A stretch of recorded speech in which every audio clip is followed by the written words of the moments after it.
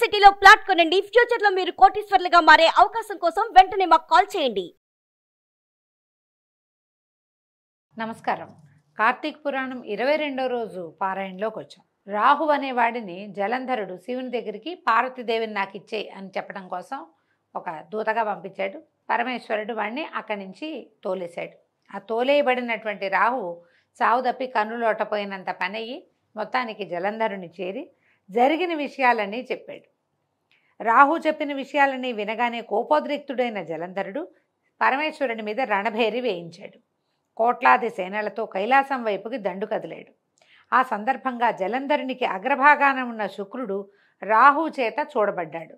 తత్ఫలితంగా జలంధరుడి కిరీటం నేలకి పడింది. రాక్షస సేనల విమానాలతోటి కిక్కిరిసిపోయిన ఆకాశం వర్షాకాలపు మేఘావృతమైన ఆకాశంలాగా కనిపిస్తోంది.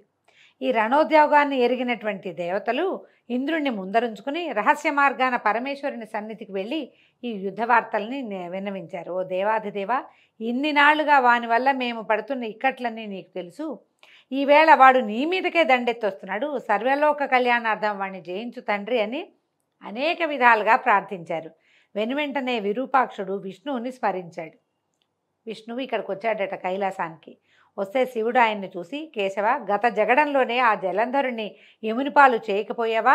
పైగా పైపెచ్చు వైకుంఠాన్ని కూడా వదిలి వాడింటనే కాపురం ఉండటం ఏమిటయ్యా అని ప్రశ్నించాడు. దానికి జవాబుగా విష్ణువు, పరమేశ్వర, ఆ జలంధరుడు నీ అంశ వల్ల పుట్టడం చేత, లక్ష్మికి సోదరుడవటం చేత యుద్ధంలో నా చేత వధింపబడలేదు.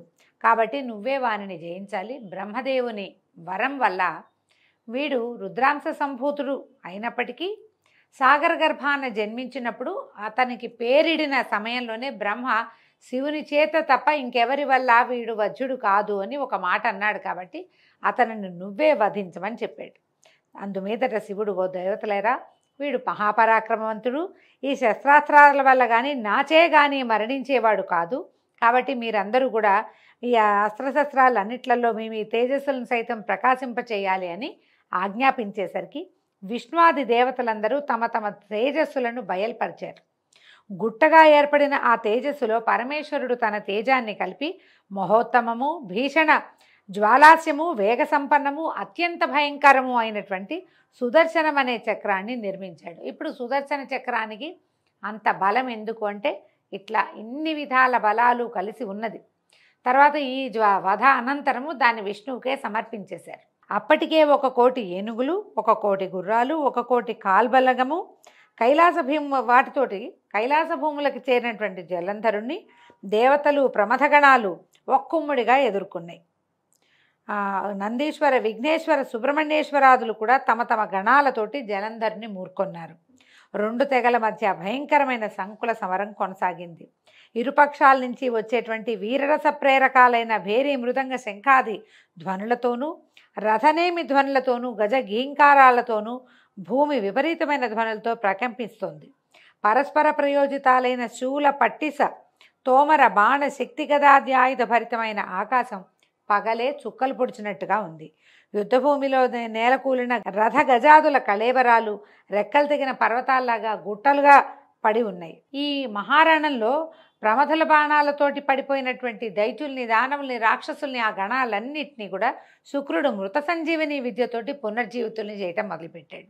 ఆ సంగతి పరమేశ్వరుని చెవిన పడితే ఆ తక్షణమే ఆయన ముఖం నుంచి కృత్య అనే ఒక మహాశక్తి ఆవిర్భవించింది. ఇదే కృత్యం మనం దూర్వాసుడు సృష్టించాడని చెప్తామంటే ఆ కృత్య వేరు, ఈ కృత్య వేరు. అయితే ఇదేం చేస్తట, భయంకరమైన శక్తి ఈ కృత్య. తాలు జంఘోదర వక్ర స్థనాలతోటి మహావృక్షాలని సైతం కూలగొడుతూ రణస్థలిని చేరింది. ఇదేంటంటే పెద్ద నోరు, పెద్ద పెద్ద స్థనాలు, చాలా పెద్ద పొట్ట, విపరీతమైన శరీరంతో రణస్థలికి వచ్చిందట. వచ్చి ఏం చేసింది, రావడమే పేరు మోసిన రాక్షసులందరినూ ఎత్తి అమాంతం మింగేసిందట ఆ శక్తి. ఆ ఊపు వరుసగా ఒక్కొక్కరిని మింగేసి వచ్చి శుక్రుణ్ణి తన యోనిలో చేర్చుకుని అంతర్ధానం అయిపోయింది, దాచేసిందట పొట్ట లోపల భాగంలో. మరణించిన వాళ్లను మళ్ళీ బతికించేందుకు శుక్రుడే లేకపోవటంతో ప్రమథగణాల విజృంభణకు రాక్షససేన మొత్తం తుఫాను గాలికి చెదిరిపోయే మబ్బు తునకల్లాగా చెల్లాచెదరైపోయింది. అంతకుముందు చచ్చిపోతామన్న భయం లేదు వాటికి, రాక్షసేనకి. ఎందుకంటే సస్తే బతికించేందుకు శుక్రుడు ఉన్నాడు. ఇప్పుడు శుక్రుడు మళ్ళీ బతికే అవకాశం లేకుండా కృత్యాగర్భంలోకి వెళ్ళిపోయాడు. ఇక శుక్రుడు లేడు, బతుకుతామన్న ఆశ లేదు, చస్తామన్న భయం వచ్చేసింది.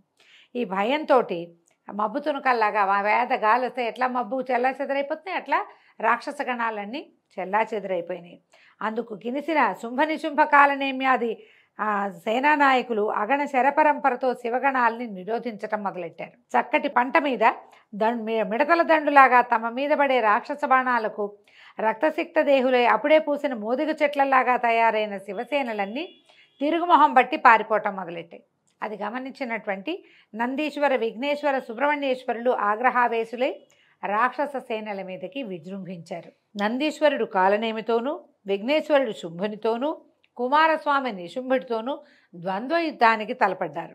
నిశుంభుడి బాణాఘాతానికి సుబ్రహ్మణ్య స్వామి వాహనమైన నెవలి మూర్ఛపోయిందట. నందీశ్వరుడు తన బాణపరంపరతో కాలనేమి యొక్క గుర్రాలను, జెండాను, ధనుస్సును, సారథిని నాశనం చేశాడు. అందుకు కోపించిన శుంభుడు విఘ్నేశ్వరుడి వాహనమైన ఎలుకని బాణంతో బాధించాడు. అది కదలలేని పరిస్థితి ఏర్పడడంతో వినాయకుడు గండ్రగొడ్డల్ని ధరించి కాలినడకన శుంభుని చేరి వాడి వక్షస్థలాన్ని చీరేశాడట. వాడు భూమిపై పడిపోయాడు. అది గమనించిన కాలనేమి, నిశుంభులు ఇద్దరూ ఒకేసారిగా గణపతి మీద కలిపడ్డారు. దీన్ని గుర్తించి వారి మధ్యకు రంగప్రవేశం చేశాడు వీరభద్రుడు. వీరభద్రుడు ఎవరండి? పరమేశ్వరాగ్రహం నుంచి పుట్టినవాడు. ఆయన వచ్చాడు. వినాయకుడి సహాయార్థమై వీరభద్రుడు కదలగానే కూష్మాండ, భైరవ, భేతాళ, పిశాచ, యోగిని గణాలన్నీ కూడా ఆయన్ని అనుసరించాయి. గణసహితుడైన వీరభద్రుని విజృంభణతో రాక్షస గణాలు హాహాకారాలు చేశాయి. అంతలోనే మూర్ఛదేరిన నందీశ్వర కుమారస్వాములు ఇద్దరు పునః యుద్ధంలోకి ప్రవేశించారు. వాళ్ళందరి విజృంభణతోటి వీగిపోతున్న తన బలాన్ని చూసిన జలంధరుడు అతి అనే పేరున్న పతాకం ఉన్న రథం మీద వచ్చి సమస్త గణాలని ఎదుర్కొన్నట్ట. జలంధరుడి బాణాలతో భూమి ఆకాశాల మధ్య ప్రాంతమంతా నిండిపోయింది. 5 బాణాలతో విఘ్నేశ్వరుని, 9 బాణాలతో నందీశ్వరుని, 20 బాణాలతోటి వీరభద్రుని కొట్టి మూర్ఛపోగొట్టి భీషణమైన సింహగర్జన చేశాడు. వాడి గర్జనతోటి ముందుగా స్పృహలోకి వచ్చిన వీరభద్రుడు 7 బాణాలతో జలంధరుడి గుర్రాన్ని, పతాకాన్ని, గొడుగుని నరికేశాడు. మరో 3 బాణాలు అతని గుండెల్లో గుచ్చుకునేలాగా నాటాడు.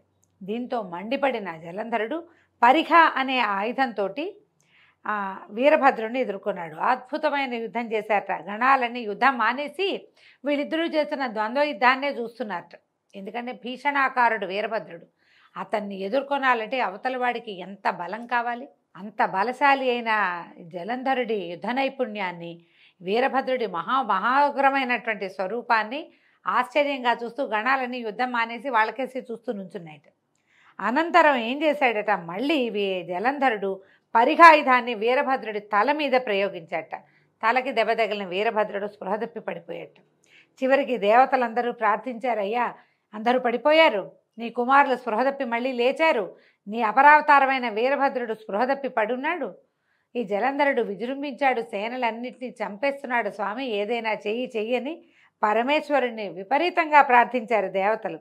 అప్పుడు ఆయన లేచొచ్చి యుద్ధానికి ఉపక్రమించాట. అతనిని యుద్ధంలో జయించడం శివుడికి శక్యం కాలేదు. ఎప్పటికీ జలంధరుడు హతుడు కాకపోవటానికి అతని భార్య అయినటువంటి కాలనేమి కుమార్తె అయిన బృంద యొక్క పాతివ్రత్యమే కారణమని విష్ణుమూర్తి గ్రహించాడు. ఆమె ముందు విష్ణుమాయని ప్రయోగించడానికి బయలుదేరాడు. అయితే అక్కడ ఏం జరిగిందట, ఇలా పరమేశ్వరుడితోటి యుద్ధానికి వెళ్ళిన తన భర్త యొక్క యోగక్షేమాల కోసం భయపడుతున్న బృంద ఒక మునీశ్వరుడి వద్దకు వెళ్ళి తన భర్త యోగక్షేమాలు తెలుసుకుందామని ఆమె బయలుదేరి వెళ్ళింది. ఆమెని విష్ణుమాయ అనుసరించింది. మనం ఈ విష్ణుమాయ అనుసరించిన బృందాదేవి ఏమవుతుందో రేపటి కథలో మళ్ళీ తెలుసుకుందామండి. ఈ రోజుతోటి 22వ రోజు పారాయణ పూర్తయింది. రేపు ఉదయం 23వ రోజు పారాయణలో మళ్ళీ కలుసుకుందాం. నమస్కారం.